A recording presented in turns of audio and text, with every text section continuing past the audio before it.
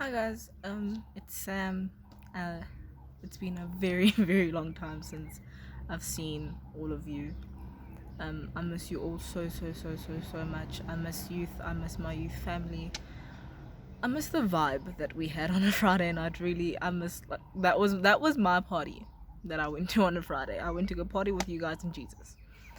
But I really do miss you all so much. I know this is a very difficult time for each and every one of us, for us as a nation, for the world. And I know lots of us feel very scared at this point in time, but I know one of the things we need to keep doing is keep our faith in Jesus, because we know He wouldn't just leave us here in this situation. I know He's watching over each and every one of us and upon the whole world. I know He's got a plan after this whole thing, for we know that this too will pass. But we just need to keep faith and keep praying as a nation, as families, as individuals. We need to just keep our faith. I know it's a very difficult thing to do for some of us, but really should. We shouldn't just now give up and say, well, this is the end, because it isn't. I was given the task of doing the message this week, and I hope I've done something you guys will understand and something that will resonate with each and every one of you. So my message today is entitled Both, and it comes from Matthew 13, verse 24 to 30. I do have my little trusty Bible with me. It says, let's just go to it. It says, it's called the parable of the weeds. Jesus told another parable. The kingdom of heaven is like a man who sowed good seed in his field. But while people were sleeping, his enemy came and sowed weeds among the wheat and went away. When the wheat sprouted and formed heads, then the weeds also appeared. The owner's servant said, "Sir, didn't you sow good seed in your field? Where did these weeds come from?" "An enemy did this," he replied. The servants asked him, "Do you want us to go and pull them up?" "No," he answered, "because while you are pulling the weeds, you may root up the wheat with them. Let both grow together until the harvest. At that time, I will tell the harvesters, first collect the weeds and tie them into bundles to be burned. Then gather the wheat and bring it into my barn." So here, what the basis of my message is how he says, let them both grow. Let them both do what they have to do, and when things are done, I'll separate them and things will be good again. So if you look at the beginning of this chapter, towards verses 9 to 15, the disciples do ask Jesus why he speaks in parables, and he explains how this helps him do two things. It helps him demonstrate his miracle and also explain his miracle. So he needs both for his message to be put across. We put this in an example of how with the 5,000, when Jesus fed the 5,000, he fed them, yes, and that was his demonstration of his miracle. But he also explained that this is not just me feeding you. It's also for you to see that this is my body. This is me. I'm sharing myself with you. And he did explain this. So what I'm trying to put across is that you need both. God uses both. So going back to the scripture that we read, how many of you, let's put it like this, how many of you are better at learning when something is shown to you or demonstrated to you than when something is explained to you? I know I'm like that sometimes. Now, how many of you learn better when something is explained and not demonstrated, because the demonstration confuses you? I'm like that as well, quite honestly. But sometimes what we don't realize is that we need both. Sometimes you do need both the explanation and the demonstration for you to completely understand what is going on in your life. So now let's put this into our life terms. I know we do experience very difficult and very bad things in our lives. Let's take COVID, for example. But we do experience very difficult things in our lives, and sometimes it does feel like a punch in the gut, and you don't know what's going on, and all you want to do is get rid of it. But think of this as the weeds in your life, the weeds that have been sowed in your life.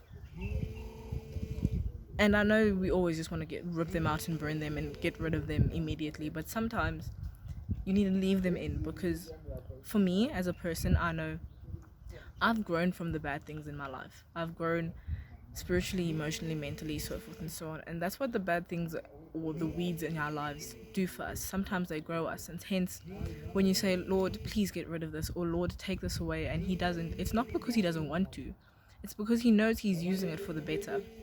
He's using it because he's got wheat and he's got weeds in your life, and sometimes he uses both of them. So sometimes remember that you don't always have to get rid of the bad things in your life. Sometimes you need to live through the bad things in your life because God uses those bad things. Also remember that God never allows you to have tribulations that you yourself cannot handle. He knows he's always giving you things that he knows you're strong enough to do. So think about it this way. Just as he allowed the wheat and the weeds to grow together, he knew that the wheat would grow even better than it would have before, with the weeds around it. In doing so, he demonstrated that you're going to be stronger in the end, right? So that's what he's going to explain to you. But what he needs to demonstrate to you is that even though this is all around you, you're still going to grow. The demonstration is how the wheat still grew with the weeds around it. And that's exactly us. We still grow with the certain bad things that we face in life, and we need to keep that in mind all the time, because I know people want to give up when something bad happens, but you need to stay strong and stay faithful. So when it comes to us, it is the same. God uses the bad things in our lives to grow us. And what we don't realize is when we try to get rid of them, we might get rid of the good things. And you need those good things. But he knows what he wants them to be there for.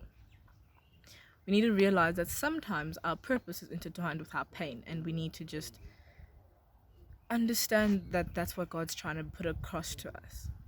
We need to remember that sometimes success comes with failure, that sometimes good comes with bad. And most importantly, we need to remember that success starts with suck. Sometimes life will suck before you get to success. So when you want to give up because of something bad, remember that you learn from the bad things and that God uses those bad things. He's demonstrating a miracle by having those bad things around you. He's demonstrating a miracle that will further happen later on down the road. So let's look at how many people he's actually done this for in the Bible. We see that he's done this for Joseph. Joseph was sent to jail, but then he had a dream, and then he became a king, or he became a ruler. So think about it this way. He had a bad thing happen to him, but that bad thing gave him a good thing, and that good thing gave him a greater thing. He did this in Genesis as well, in the weirdest way, where Joseph brought his sons towards an old man, and he had both his sons where he wanted them to be. And then the old man decided to switch them. He crossed his hands and said, no, this is the one and this is the one. And it's not like he said, no, don't use this one. He said, use both, but not in the way you want them to be used. So sometimes there's going to be things in your life and you won't exactly want to use both of them, or you won't exactly want both of them there, but God does want both of them there for a reason. And you may not understand it, but it's there for a reason, trust me. So that's what I'm trying to say is sometimes you need both. You need both hurt and success. You need both good and bad for you to be who you are and to be stronger in the end.